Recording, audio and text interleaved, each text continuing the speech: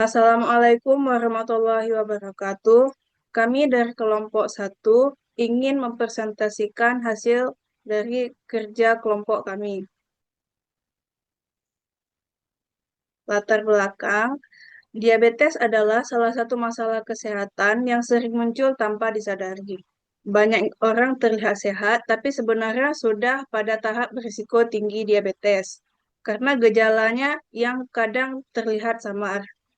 Berbagai informasi sederhana tentang kondisi tubuh, seperti kadar glukosa, tekanan darah, sebenarnya dapat memberi tujuan awal apakah seseorang berisiko diabetes atau tidak. Dengan memanfaatkan data ini, model klasifikasi bisa membantu memprediksi kemungkinan diabetes lebih cepat dan lebih akurat. Dari sini kami mengambil data dari Kaggle. Banyak observasi data kami adalah 386 observasi. Dengan jumlah variabel ada 10. Tujuan penelitian kami adalah mengembangkan model klasifikasi yang mampu memprediksi risiko diabetes pada individu berdasarkan 9 variabel kesehatan tersedia. Selanjutnya masuk ke bagian visualisasi data. Di sini ada variabel outcome, yaitu variabel diabetes setiap responden. Di sini terlihat bahwa yang tidak diabetes lebih tinggi daripada yang diabetes. Temuan ini menunjukkan mayoritas di dataset kami lebih banyak yang tidak mengalami diabetes. Selanjutnya ada perbandingan BMI berdasarkan outcome. Di sini terlihat yang diabetes BMI-nya lebih tinggi dan ada beberapa outlier, sedangkan yang tidak diabetes cenderung seragam. Selanjutnya ada scatter plot glukosa dan insulin. Di sini terlihat bahwa glukosa berpola positif, jadi dengan makna peningkatan kadar glukosa cenderung mengikuti peningkatan kadarnya insulin. Lanjut. Selanjutnya ada histogram usia. Pada histogram tersebut terlihat bahwa mayoritas responden itu pada usia muda yang ada pada rentang 20 sampai 25 tahun. Yang mana artinya itu kebanyakan uh, responden di dataset kami itu orangnya lebih muda. Selanjutnya ada histogram penyebaran nilai diabetes pedigree function atau DPF pada responden. Pada histogram ini menunjukkan nilai distribusi nilai DPF pada responden, yang mana sebagian besar nilai berada pada rentang 0,1 sampai 0,6, dengan puncaknya tuh di 0,3 sampai 0,4. Distribusinya tuh tampak condong ke kanan, yang menunjukkan adanya sebagian kecil responden dengan resiko genetik yang jauh lebih besar dibandingkan mayoritas. Kemudian ada bar plot distribusi frekuensi jumlah kehamilan. Pada bar plot tersebut menunjukkan distribusi frekuensi jumlah kehamilan, yang mana nilai paling banyak muncul tuh adalah satu kehamilan. Secara keseluruhan, pola distribusinya tuh tampak miring ke kanan, yang berarti mayoritas responden memiliki jumlah kehamilan sedikit, dan hanya sedikit yang mengalami kehamilan dalam jumlah banyak. Kemudian histogram distribusi frekuensi BMI. Histogram tersebut menggambarkan penyebaran nilai BMI pada responden, yang mana terlihat sebagian besar nilai itu pada rentang 25 sampai 40 dengan puncaknya itu di 30 sampai 35. Ah, Hal ini menunjukkan bahwa kelompok ini adalah yang paling umum dalam data. Secara keseluruhan, distribusi BMI ini tampak membentuk pola mendekati normal dengan sedikit kecenderungan ke kanan karena terdapat beberapa nilai BMI yang sangat tinggi. Pola ini menunjukkan bahwa mayoritas responden cenderung memiliki BMI dalam kategori overweight hingga obesitas kelas 1. Lanjut. Selanjutnya ada statistika prediktif atau machine learning. Di sini kami menggunakan KNN. Lanjut. Yang pertama itu ada pembagian data dan standarisasi data.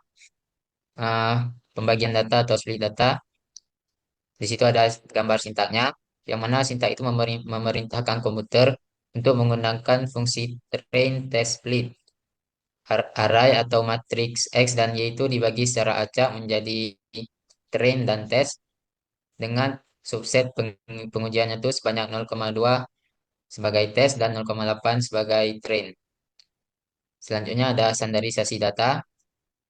Berdasarkan gambar di atas, dapat dilihat data yang telah dibagi menjadi subset pelatihan atau train dan subset pengujian atau tes. Berdasarkan dugaan ketika melihat struktur data dan output summary statistik yang telah diputuskan, data perlu distandarisasi terlebih dahulu sebelum menggunakan teknik algoritma KNN. Gambar di atas tidak hanya menunjukkan subset data train dan tes, tetapi juga menunjukkan standarisasi dari data tersebut. Inisiasi model KNN. Pertama, kita menentukan nilai K. Berdasarkan pengujian beberapa nilai K, hasil terbaik diperoleh pada K sama dengan 11 dengan akurasi sekitar 82,46%. Karena itu, nilai K yang digunakan dalam model adalah 11.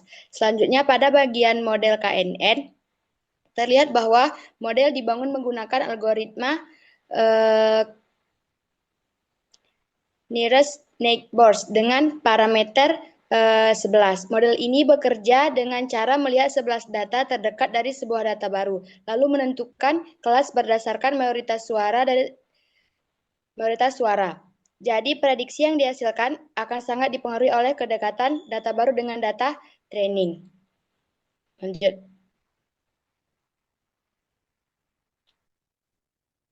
Kemudian ada matriks model.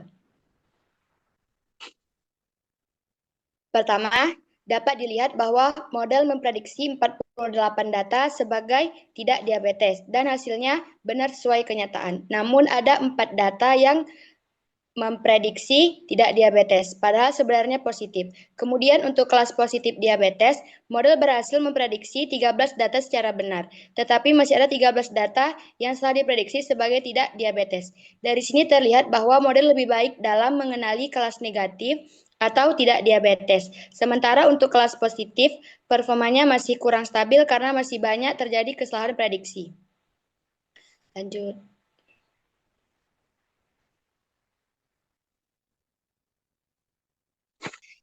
Kemudian ada tingkat akurasi model. Model menghasilkan akurasi sebesar 0,78 atau sekitar 78%, yang berarti model cukup mampu mengklasifikasikan data dengan tingkat ketepatan yang lumayan.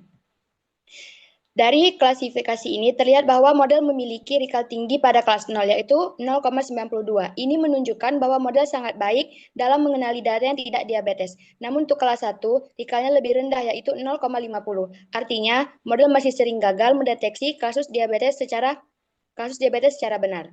Secara keseluruhan, model KNN ini lebih kuat dalam memprediksi data negatif dibandingkan data positif. Lanjut.